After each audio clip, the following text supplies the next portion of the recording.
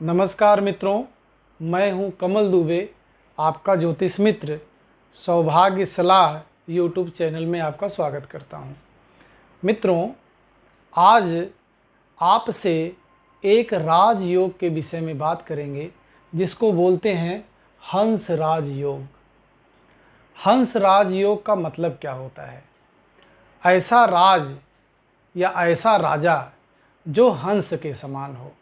हंस की क्या विशेषता है? हंस दूध और पानी अगर दोनों को मिला दिया जाए तो हंस एक ऐसा प्राणी है, एक ऐसा जीव है जो कि दूध को पी लेता है और पानी को छोड़ देता है।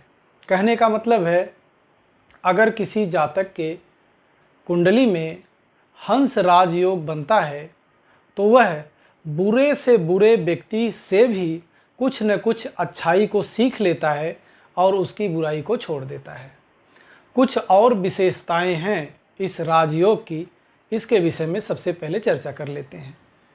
इसकी विशेषता है, जातक सुंदर व्यक्तित्व का धनी, रंग साफ, चेहरे पर तेज, दूसरों के लिए अच्छी बात बोलने वाला, अच्छे मित्रों वाला, वह सकारात्मक सोचने वाला, सुखी, सुख के साधनों से संपन्न, समाज का भला चाहने वाला, अपने कार्य में निरंतर वृद्धि करने वाला, पत्नी पुत्र पौत्र दीर्घायु, समाज में सम्मानित, धार्मिक कार्यों में रुचि लेने वाला, अपने कार्य में चर्चित होता है, माता पिता का सुख तथा जीवन के सभी कार्यों को करते हुए अंत में मोक्ष को प्राप्त होने वाला होता है।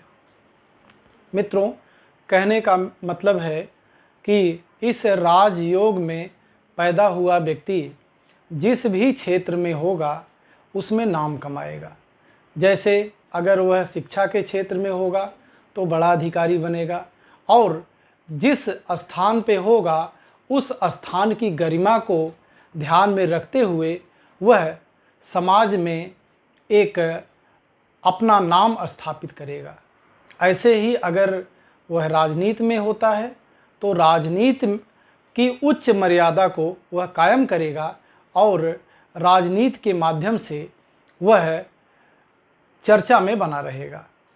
अगर वह आध्यात्म में होता है तो आध्यात्म की शक्तियाँ उनमें बहुत होंगी और वह आध्यात्म के माध्यम से पूरे विश्व में पूजनीय बन जाएगा।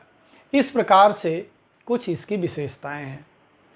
अब मित्रों, हम इस पे चर्चा कर लेते हैं कि यह राजयोग बनता कैसे है। यह राजयोग किसी भी जातक के कुंडली में अगर केंद्र भाव में, केंद्र भाव कौन से हैं?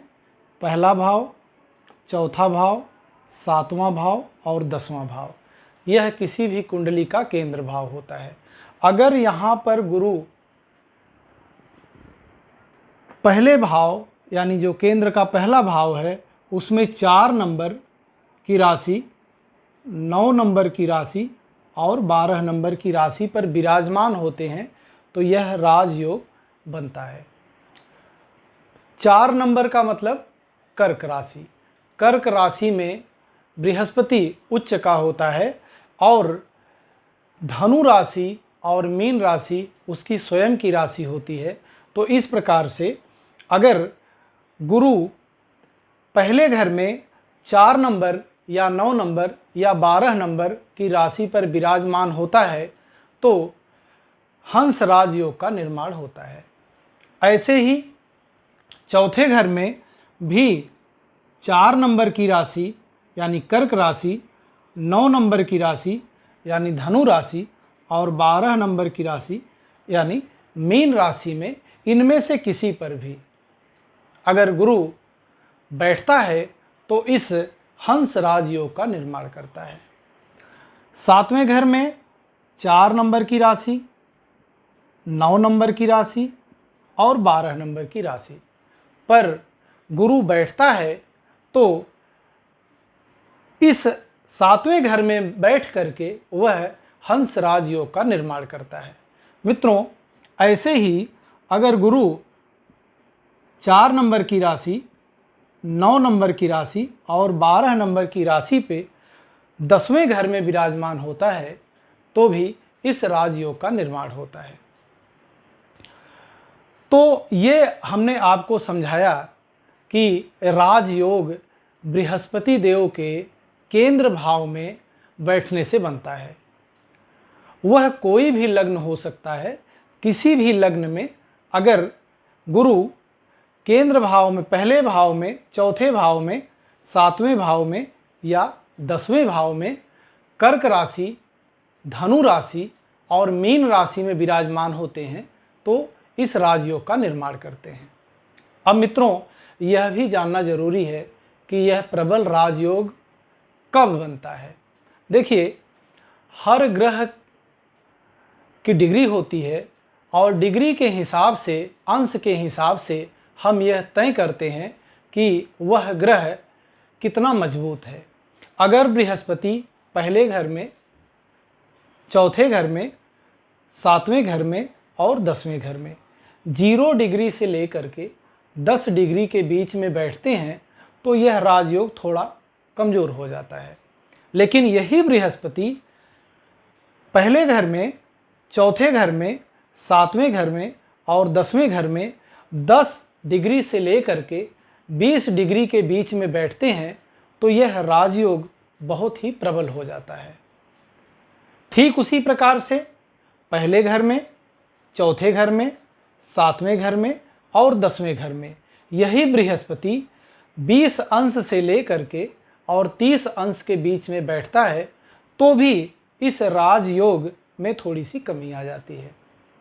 इसके अलावा अगर बृहस्पति देव पहले घर में, चौथे घर में, 7वें घर में और 10वें घर में किसी पापक ग्रह के साथ बैठते हैं तो भी इस राजयोग में कमी आ जाती है। या बृहस्पति पहले घर में, चौथे घर में, 7वें घर में और 10वें घर में किसी पापक ग्रह से दृष्ट हो जाते हैं, यानी अधिक से अधिक पापक ग्रह की दृष्टि इन पे पड़ती है तो भी यह राजयोग में कमी ला देते हैं।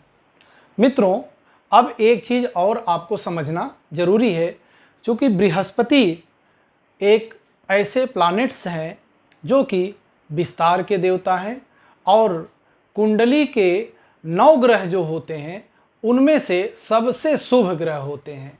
तो सबसे शुभ ग्रह होने की वजह से इनको दिव्य दृष्टि प्राप्त है। वैसे तो 9 ग्रह हमेशा अपनी 7वीं दृष्टि रखते हैं, लेकिन बृहस्पति उनमें से ऐसे ग्रह हैं जिन पे 5वीं दृष्टि, 7वीं दृष्टि और 9वीं दृष्टि। कहने का मतलब है 7वीं दृष्टि तो सभी की होती है, लेकिन बृहस्पति को 2 और दिव्य दृष्टि प्राप्त है, 5वीं और 9वीं। अब आपको समझाने का प्रयास करते हैं। मान लीजिए केंद्र भाव में गुरुदेव बृहस्पति बैठते हैं तो सबसे पहले वो 7वें भाव को देखेंगे, यानी पूर्ण दृष्टि से वो 7वें घर को देखेंगे। यह पत्नी का घर है, व्यवसाय का घर है, पार्टनरशिप का घर है। तो एक तो लग्न में विराजमान है, लग्न में विराजमान होकर के उस व्यक्ति का शरीर और मन दोनों ही सुंदर कर देंगे। साथ में उस व्यक्ति को पत्नी का सुख, व्यवसाय का सुख और पार्टनरशिप का सुख रहेगा। इसके अलावा ये तो 7वीं दृष्टि हो गई, और 5वीं दृष्टि आप देखेंगे इस 5वें घर में पड़ेगी, जो कि संतान का भाव है और शिक्षा का भाव है। तो यहाँ पर अगर बृहस्पति देव दृष्टि डालते हैं तो उस व्यक्ति का जो संतान होगा वह संस्कारी होगा और उस व्यक्ति के ही समान होगा, साथ में उसकी शिक्षा भी उच्च की होगी। फिर 9वीं दृष्टि वो भाग्य भाव पर डालेंगे तो भाग्य में बहुत तेजी से वृद्धि होगी। इस प्रकार से गुरुदेव भगवान बृहस्पति जहाँ पर बैठते हैं और जहाँ जहाँ देखते हैं उस घर को शुभ कर देते हैं। इस प्रकार से चौथे घर, 7वें घर और 10वें घर की दृष्टियां भी आप सेम ऐसे ही समझ सकते हैं, 7वीं, 5वीं और 9वीं। मित्रों, इस प्रकार से हम हंस राजयोग के विषय में समझ सकते हैं और सोच सकते हैं। देखिए मित्रों, एक चीज़ और आपको यहाँ पे समझाते हैं। देखिए, यह राजयोग कब सफल होता है? जब जिस जातक के कुंडली में यह हंस राजयोग बना है, जब बृहस्पति महादशा में आते हैं या अंतर्दशा में आते हैं। महादशा उनकी 16 साल की होती है, वह व्यक्ति 16 साल तक राज करेगा। लेकिन यह शुरुआत में जैसे कोई जातक जन्म लेता है, उस समय आ जाती है, तो वह कौन सा राज करेगा? सिर्फ उसकी शिक्षा अच्छी हो सकती है। अगर यही बृहस्पति की महादशा 20 साल से ऊपर आती है, तो उस व्यक्ति को इसका पूर्ण लाभ मिलता है। या अंतर्दशा में जब जब बृहस्पति देव आएंगे, तब तब उस व्यक्ति के अंदर बृहस्पति देव से संबंधित सभी गुण आ जाएंगे, विष्णु भगवान से संबंधित सभी गुण आ जाएंगे, और वह व्यक्ति समाज में सम्मानित, माननीय, जिस स्थान पे वह काम कर रहा होगा, जिस पोस्ट पे वह काम कर रहा होगा, वह उस पोस्ट को वह धन्य करेगा और समाज में एक सार्थक दिशा में काम करेगा। काम करते हुए वह मोक्ष को प्राप्त होगा। यह बहुत ही दुर्लभ योग है, सबसे शुभ पंच महापुरुष योग में से एक है। मित्रों, इस प्रकार से आप हंस योग को समझ सकते हैं। अपनी कुंडली सामने रख करके देखेंगे तो आपको समझ में आ जाएगा। मित्रों, यह वीडियो कैसा लगा? अगर आपको अच्छा लगा हो तो इसको लाइक करिएगा, शेयर करिएगा, कमेंट करिएगा, जिससे आने वाली वीडियो हमारी पहुंचती रहे। आपका बहुत बहुत धन्यवाद।